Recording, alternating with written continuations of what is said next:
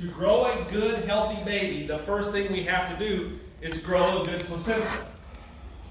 So, and here we can see that this is the timing of placental growth and fetal growth in sheep. So we have about 147-day gestation length.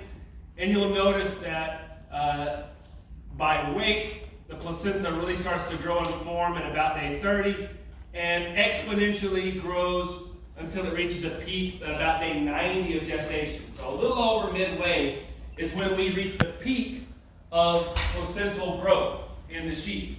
And so as a placental biologist, if I'm trying to do things to change the trajectory of growth of the placenta, I can't be doing anything after day 90. It won't work. Placenta's done, right? I can't unbake the cake. So any targets would probably need to be down here in this area, this 30 to 60 window, maybe a little later, so that I can get this development going before this exponential growth rise. Now, the placenta starts to grow, and obviously it reaches its maximum by about day 90, but there's still changes in vascular development within the placenta, right? And so we see here that vascular development really starts to take off at about day 70, and it runs exponentially until about day 120 or so. And if we look on the right, this line is not pretty. This is actually raw data that someone would have used to draw one of these straight lines like this. This is blood flow itself. And so blood flow early in gestation is low, and then as pregnancy progresses to mid-gestation, you start to see this exponential rise in blood flow to support the growth of the fetus. And then ultimately, fetal growth itself is exponential during that last half of gestation, right? So obviously there's early growth and development, cleavage that's going on, but really the exponential growth is after we have this full supply of nutrients through blood flow coming in. This is also why preterm birth is such a problem. Is because if we start delivering babies too early, they're not very far in their growth curve. So this can be a real issue, medically speaking, clinically speaking. So this is kind of a primer slide for two things. Number one, it's going to highlight the importance of blood flow. And number two, the next thing we're going to talk about are the different types of placentas for each of our livestock species and humans as well. And the type of placenta that each of these have kind of determines how much blood flow is needed to grow a normal baby. All right, so if we look at the top here, looking at blood flow for the different species. So horses and pigs. I will tell you now, we're going to get into their placental type. Horses and pigs have the least efficient placental type. Ruminants have a slightly more efficient placental type, and then humans and rodents who had that invasive implantation, remember, they had that invasive implantation, they have a more efficient placental type. So, if we take, we're gonna sub out because it's basically the same. Let's not think about a pig here. Let's think about a horse, because I want to compare and contrast horses and cows.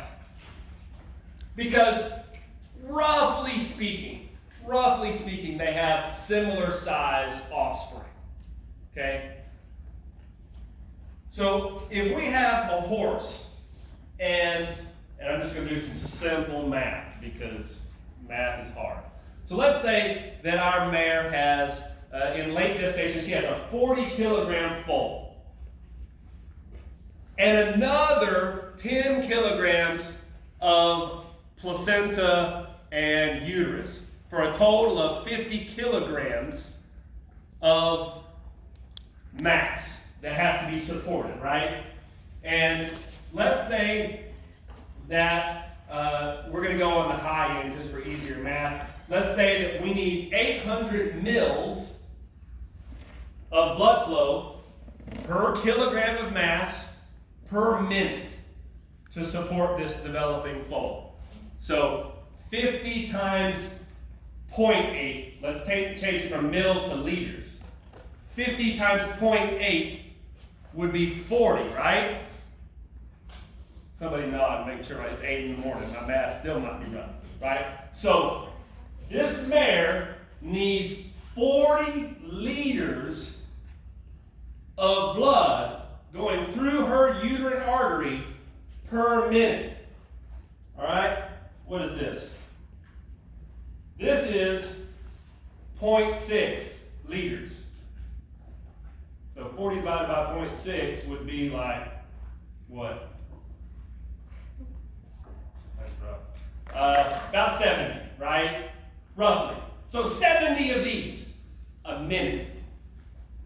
One of these a second has to go through her uterine artery.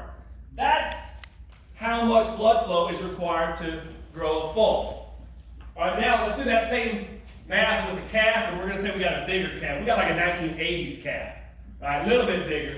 So 40 kilograms of calf, 10 more kilograms of placenta and fluids and uterine mass. So again, so 50 total kilograms. But we only need 250 mils per kg per minute. So 50 times a quarter basically is what, 12.5? So we went from 40 liters to 12.5 liters. That's a drastic difference in required flow to grow the same size offspring. And that's not because the blood of the cow carries more nutrients and more things. That's simply due to the efficiency of the placenta to exchange. Okay? And again, we'll come back to humans here in a bit. The humans become even way more efficient, right? Down to 50 mils per kg per minute. So let's, keeping that in mind, those large differences across the species and required blood flow, let's talk about the different placental types. And there are actually 4, okay? So we're going to super modify this book figure because it's not very good. So the first placental type, oh, I got to say this too. So there's 2 different ways that we talk about placentas, okay? We can talk about placentas and name them based on the number of layers that they have in them, or we can talk about them about their shape, okay? I'm a layers person, okay? So we're going to spend more of our time talking about how we classify them by the layer, because that is the functionality of the placenta. The shape is literally just the shape, okay? So this is the names of placental types based on the layers. I told you that horses and pigs have the least efficient type, and the least efficient type is the one on top, epitheliochorial. Why is it the least efficient? Okay? When we think about the placenta, right, I kind of already drew the little picture here on the board on Tuesday. When we think about the placenta, what we need to think about is we are trying to move things from mom's blood supply to the baby's blood supply, or vice versa, right? Depending upon if we're sending something to baby or baby is sending something back to mom, right? That exchange from one blood supply to the other. So the reason why pigs and horses have the least efficient placental type is because they have the most barriers in between those 2 blood supplies. And the book labels them for you, 1 through 6. Okay? So if I had this amino acid, right? Just think about it. This singular amino acid that I need to move from mom's blood supply to the fetus, that amino acid has to get transported across the endothelial layer of mom's blood vessel. Then it has to get transported through the basement membrane, through the epithelial layer of mom's uterus. Then it has to go through the epithelial layer of the fetus's placenta. Then it has to go through the basement membrane of the fetal placenta, and ultimately has to go through the endothelial cell that's lining the fetal blood vessel. Okay? So 6 layers, and I told y'all on Tuesday that the transport of these molecules is active. It requires energy and work. So there's 6 times that we had to work to move this nutrient. So by the same token of it's making it less efficient, is that also making it more protective for the baby? Probably not. Okay. Depends on what you're trying to protect it from. What are you trying to protect it from? Like if the mom was sick or something and had a virus. No, because they're going to cross the placenta, right? The virus can make it across.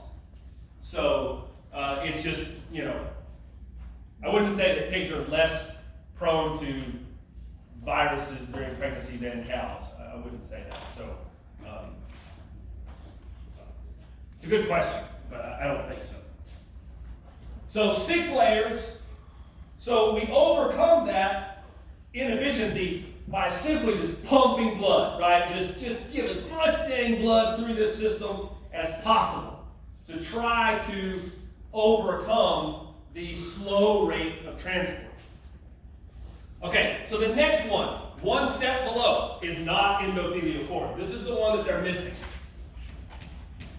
It's SYN, S-Y-N, epithelial cord.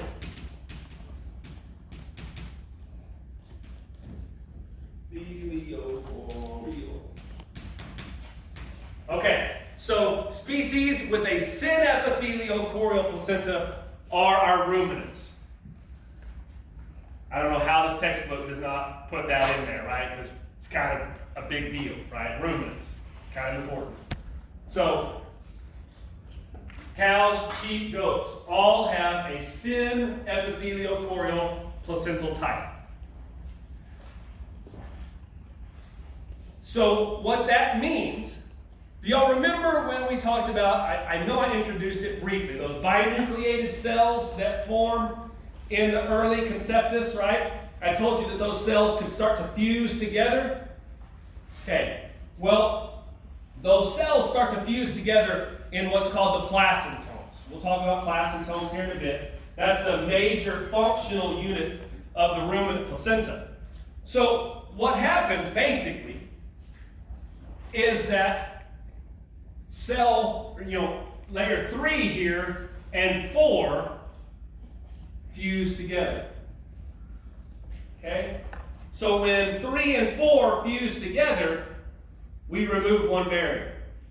Right? So instead of having 6 barriers for transport, we have 5. Now, this fusion does not occur in 100% of the cells. It only occurs in a portion of the cells. So in a species with a SYN epithelial chorial placental type, some regions have 5 layers, some regions have 6 layers. So it is both 6 and 5.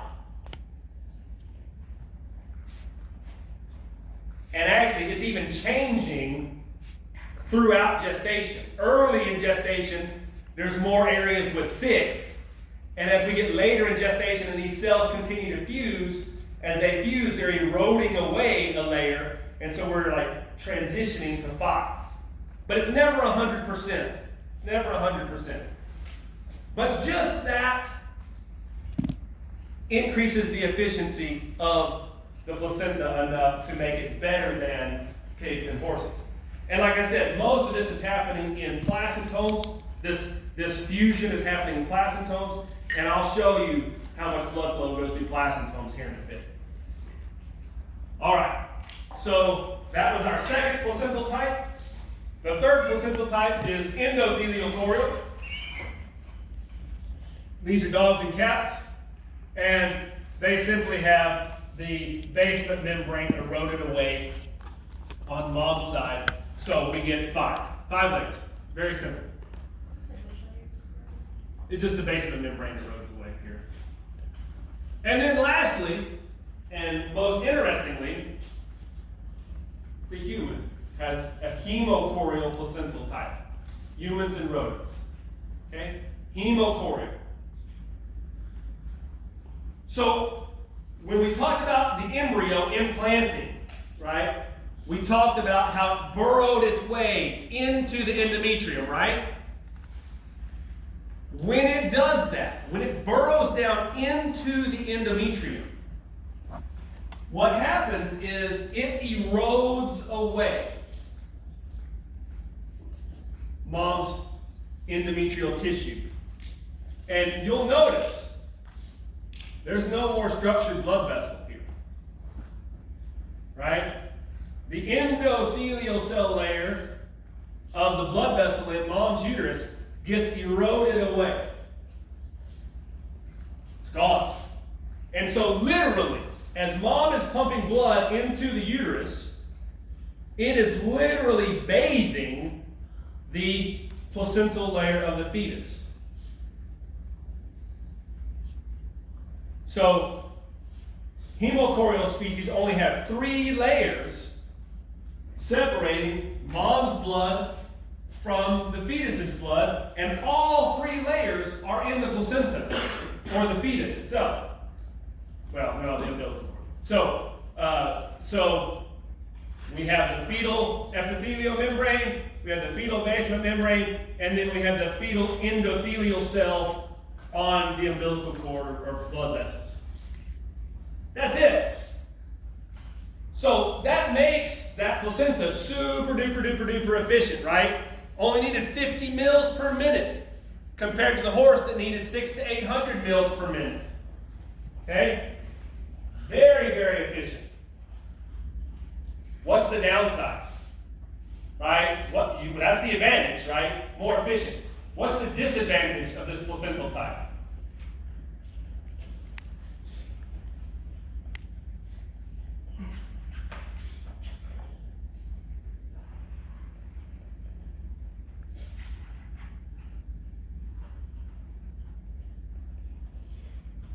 Would there be like less of a filter, so to speak? No. No. Let me give you a hint.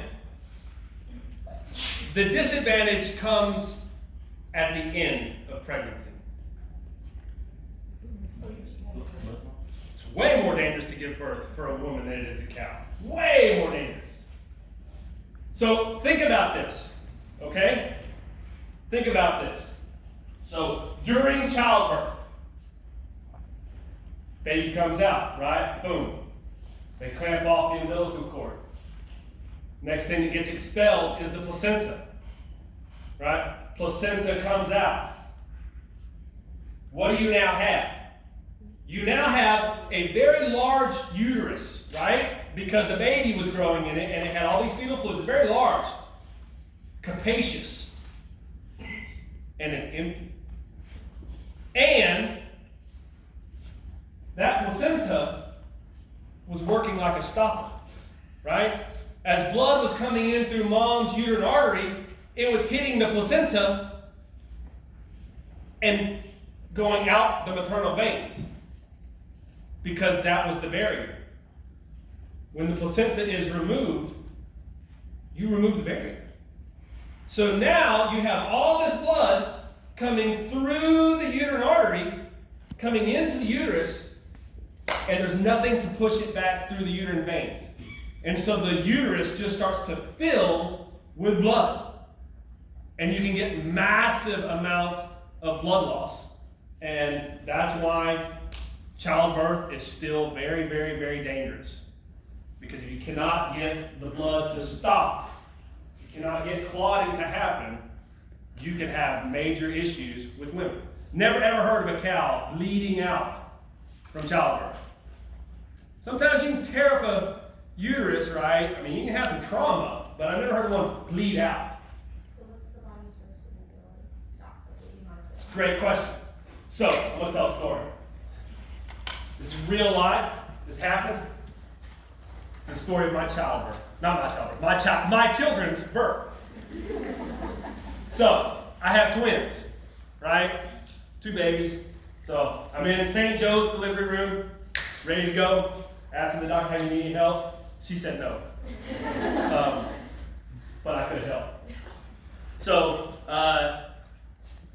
Hunter comes out first. So I got 2 boys, right? So Hunter comes out first, 12:09 a.m., boom, baby number 1. And when you got twins, they have 2 of everybody, okay? 2 anesthesiologists, 2 doctors, 2 head nurses, 2, sub-head nurses, right? Because everybody's ready for each baby individually.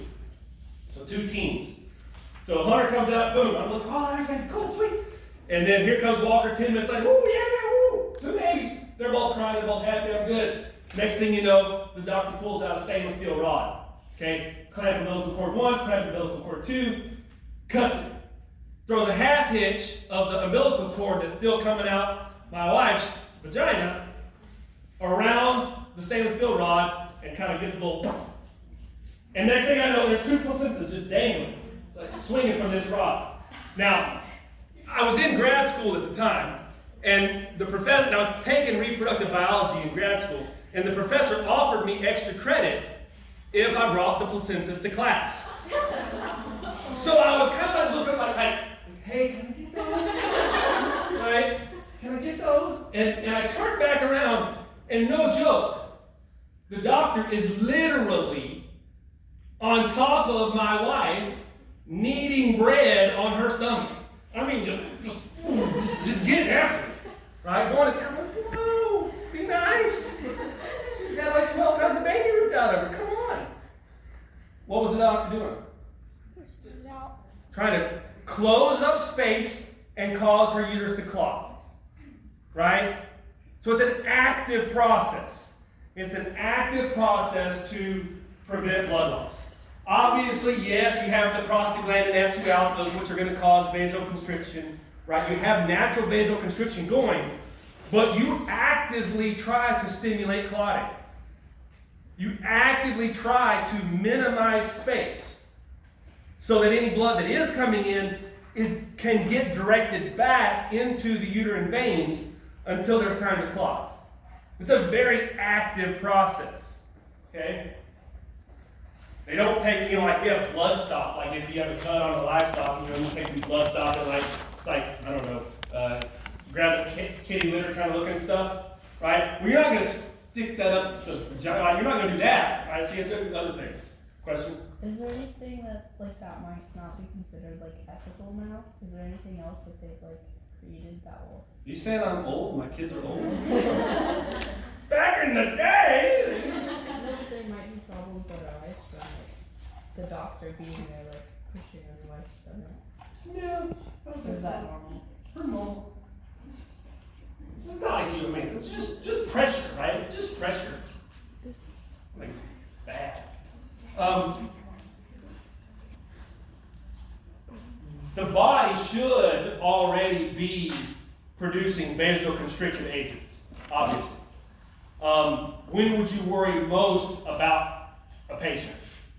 When they're a hemophiliac, right? When they have a known blood condition, right? Being a hemophiliac increases your risk of childbirth tremendously over a normal woman. So I'm sure that they have other things for those types of patients, right? And I don't know, it wouldn't surprise me. Wouldn't surprise me if on those scenarios they did more like C-section type where they can very much control the scenario. I don't know that, but I'm sure they have alternatives in those high-risk cases. So were you able to keep the placenta? No, they wouldn't let me. Lost out on my extra credit.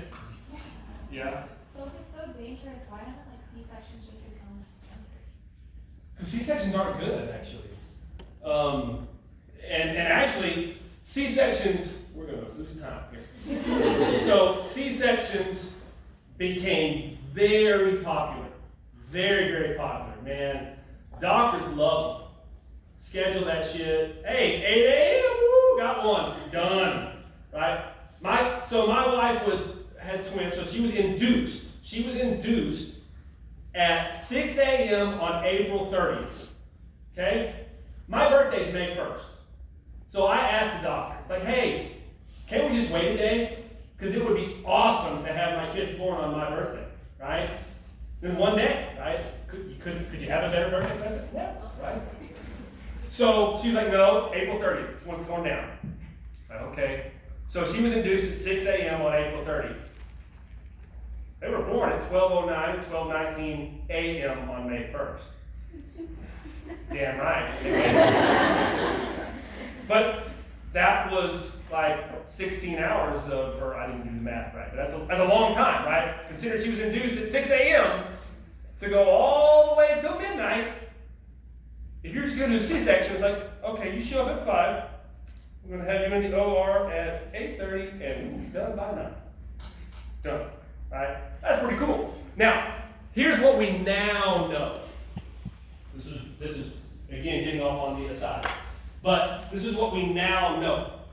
We now know that as the baby comes out the vaginal cavity, it gets exposed to natural bacteria that are beneficial in early neonatal health, growth, survival. So it is absolutely better to go out the birth canal now than we realized that it was 20 years ago. So we've had a major shift away from C-sections. Now, once you have to have a C-section, difficult birth or whatever, like, you're going to get another one. They're not even going to give you the options. Like, you might have some scar tissue, that's bad. We're just going to C-section these things. But natural birth is better. We also now know breastfeeding is better, right? Like, it's standard. Now it's best to try to breastfeed. And it makes sense, right? Because as you know more about the real scenario as opposed to the artificial scenario. I mean, the artificial is artificial, right? It's not the way. All right, background. So I told you that we can classify the placentas by layers. We just did that: epithelial chorial, synepithelial chorial, endothelial chorial, and hemochorial. You can also classify the placentas by shape. And so the sow and mare are considered to have what's called a diffuse placenta, which basically just means that they're just trying to increase surface area by folding or branching. Now, let's look at something here that the mares have that are unique. Ultimately, today, we're going to talk about two different structures that the mare placenta has that are unique to its placental type. So this is one of them, and we'll come to the second one here in a bit. So the first one mares have are called microcotyledons. And so these microcotyledons are where the fetal epithelium of the placenta becomes extremely branched. And those branches are connected to a vascular supply. So basically, you can think about every single one of these branches is increasing surface area. And by increasing surface area, I've increased the area for exchange.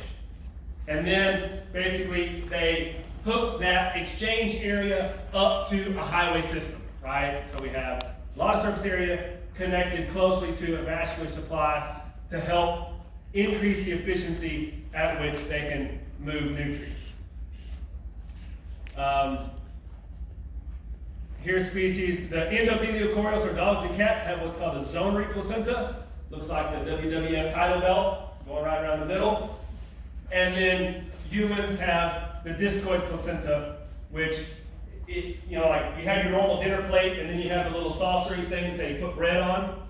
It's about that size. It's a little thicker than that, obviously. And obviously, if you have two babies, you have two placentas, so you get two. And this is the region where you get all the exchange. The rest of the placenta has very limited exchange over here. It's all happening right here in this discoid placenta. Now, ruminants have placentals, right? So, from a shape standpoint, we said they have a cotyledonary placenta. So, a placental is made up of the maternal carbuncle, which we know about. They're on the uterus, right, on the endometrium of the uterus, and the fetal cotyledon, which is this orangey red tissue here. And they interdigitate to increase surface area. Now, you'll notice that even within species that have a cotyledonary placental shape, we have different shapes of the placentomes themselves. We have convex and concave. Cows have a convex placental type, whereas sheep and goats have a concave placental type. Now, what's interesting about this is what happens at parturition and how easy is it to expel the placenta. So when a cow gives birth, when we remove the orangey tissue, the fetal tissue, what happens is the uterus contracts, starts to go down, and all those fingers of the uterus like this kind of go like this. And they come back.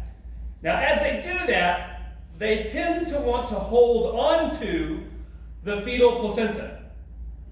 Okay? Whereas in sheep and goats, they don't close like that. They kind of fall more open. So functionally speaking, what does that lead to? So has anybody ever heard of a retained placenta? So a retained placenta is when not all of the placental tissue gets expelled, or when a majority of the placental tissue stays in. So what's the problem with the retained placenta? Infection, right? This is dead tissue. You just ripped the blood supply out. When the fetus came out, and the umbilical cord, that was the circulatory system. So it's gone. So that tissue is going to die. And if it dies inside mom, then she can get a uterine infection, and that could not only impact her health and survival, which would then obviously negatively affect the health and survival of the offspring she just had, but also it might prevent her from getting pregnant again, right? If it's a sustained uterine infection. So retained placentas are a problem, and they're much more common in cattle than they are in sheep and goats. Much more common. And it's because of the shape of their placentome. Even though they both have placentomes, the different shape makes one more susceptible to a retained placenta than the other. I'm not going to spend any time on this because I've already explained this. This is the fusion of those cells. This drawing is actually kind of crappy because I told you that when these fuse, it's supposed to remove a layer, so it would be better if you didn't see these cells here, right? If these cells had been the ones to merge, because the drawing is a little off. So just know that as we fuse cells, we decrease the layer from 6 to 5. Here's some pictures. This is kind of a cool picture of pregnancy in the cow. So the calf is not very big. This is his hock right here. You can see the hind limb, the hind leg. There's his tail right here, right? There's the back. So there's the calf. This little membrane here is the amnion. So the calf is in the amnion. To the left, outside the amnion, that's the allantois. So that's the fluid reservoir. And then we have the cotyledon and the caruncle here that can be separated. These are the sheep, same thing. One of the problems with studying placental biology that I face every day is that the placenta grows first, and then the fetus grows after. So, and even though there is a strong correlation between those two, you still don't really know how the fetus grows until it's grown, right? But by the time it's grown, the placenta is done. So even if I necropsy a placenta, in the last third of gestation, 2 weeks before she was going to give birth, yes, I could have the placenta, but I would have the end of the placenta, right? I wouldn't have what was going on early when it was forming and developing to tell me why I got the fetal phenotype. So this is a problem. This is a problem across all of placental biology. All reproductive pregnancy issues, or researchers have this issue.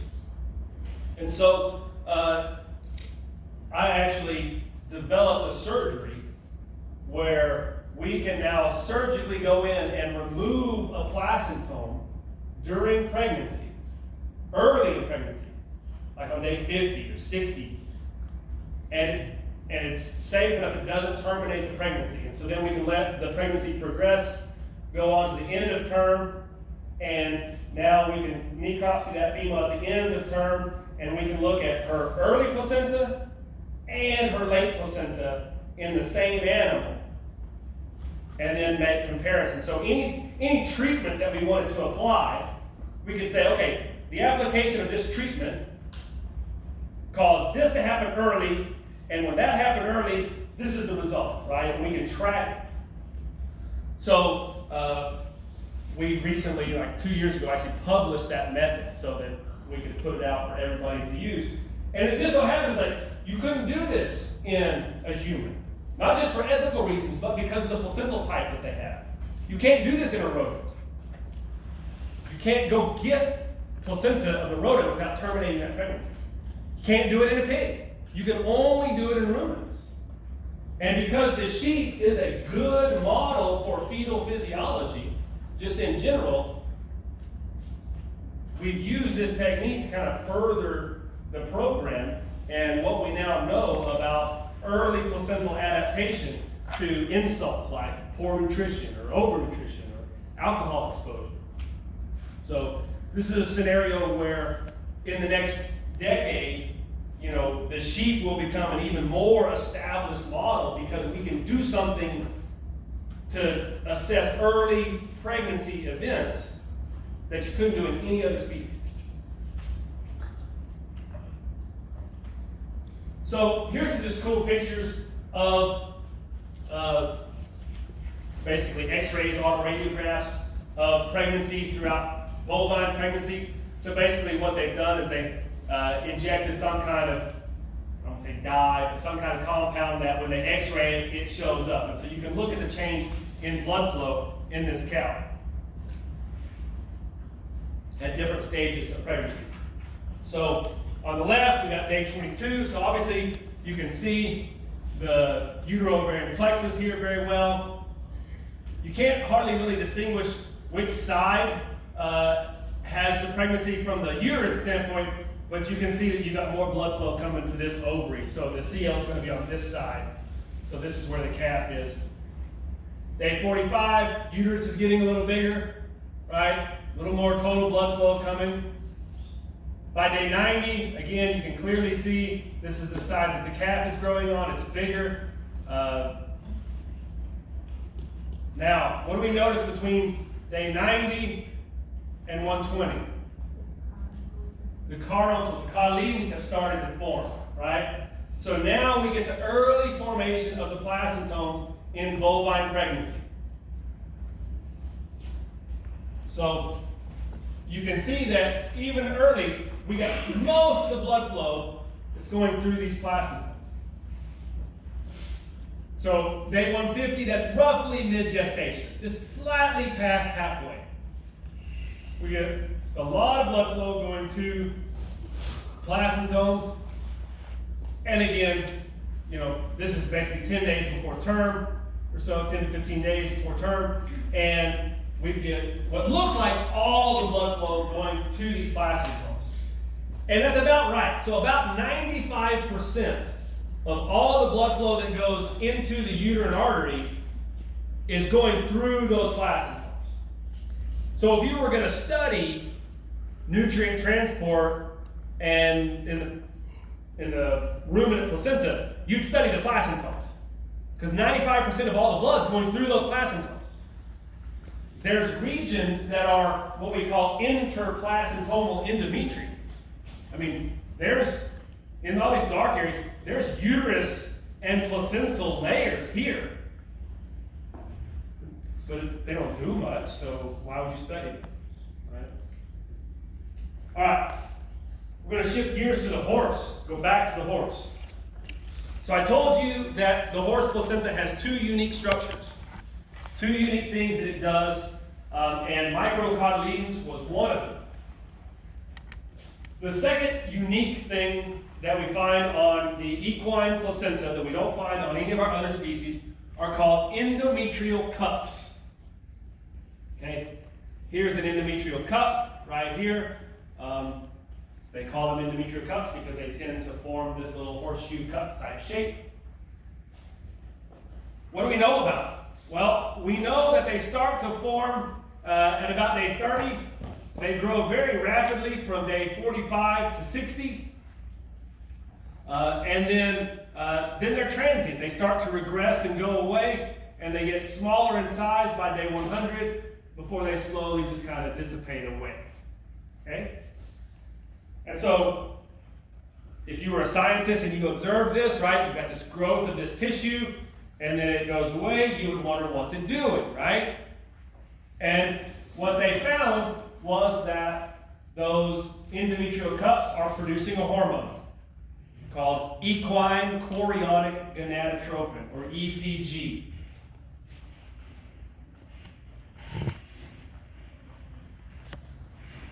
So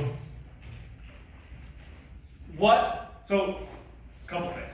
So chorionic means it came from chorion, which is a placental layer.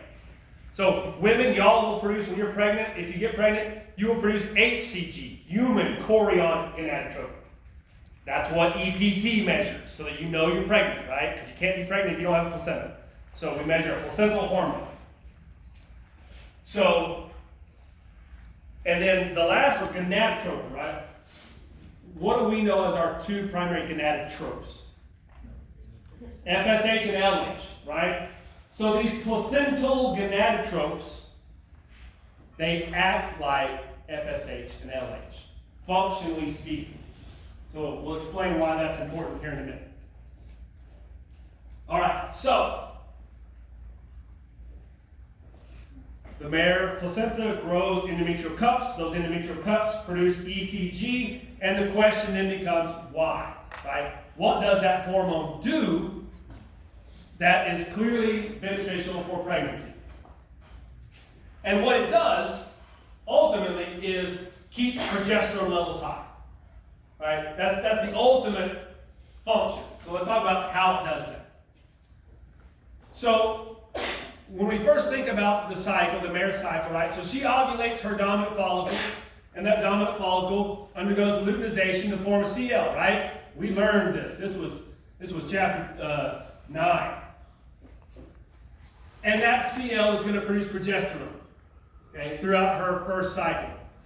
This mare is obviously pregnant, so we don't have luteolysis. Progesterone is maintained. But after a little while, just 20 or so days, this CL starts to lose its functionality, and progesterone levels start to slowly decline. Okay? And obviously, if progesterone levels get too low, you're going to lose a pregnancy. So progesterone levels are starting to decline. Well, at about the time that they start to decline to a pretty significant level, we get the formation of these endometrial cups, and they start producing ECG, right? Now, on our corpus luteum, what hormone caused that corpus luteum to make progesterone?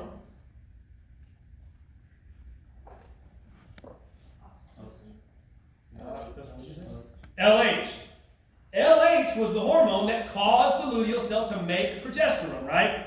When LH bound to its receptor, it caused the internalization of cholesterol, protein A, B, and C, right? Cleaved cholesterol into the mitochondria, all that good jazz. Remember that? So I told you ECG acts like LH and FSH. So the first thing that happens here is that when we get ECG flooding the system, it causes the primary CL that she has to increase its functionality again. And so progesterone starts to come up, right? That's good. And so progesterone levels start to rise. Now, at the same time, that's kind of acting through LH, right? LH-like activity. At the same time, this ECG also has FSH-like activity. So it causes another follicle to develop and then luteinize.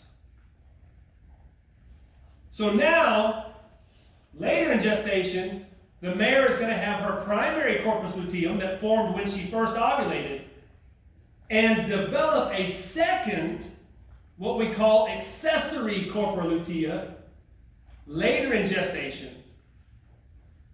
Now, obviously, it never ovulated. She didn't come into heat, right? That's not what's going on here. She's pregnant. But she grew a new follicle that luteinized, so now we have two structures making progesterone. We have the primary CL and the accessory CL, and progesterone levels go up even higher because now we have two structures, both making progesterone. And those two structures will then produce enough progesterone to maintain pregnancy to the end of term. Even though, obviously, yes, progesterone does continue to go down, it's enough, right? So that's the importance of endometrial cups, to make ECG, to stimulate progesterone secretion and the development of accessory corpora lutea to maintain progesterone at a high level. Without that, this mare would probably lose her pregnancy, right? Because she wouldn't be able to maintain progesterone. Does it normally only make one additional CL? I don't know. That's a good question. I would suspect so, because mares don't normally recruit and make a lot of follicles. Like, you can't superovulate a mare. You're going to get one or two. That's it. Are mares the only ones that dip at that time? Or To my knowledge, yes. They're the only ones who need to make an accessory CL. To my knowledge, they're the only ones that do.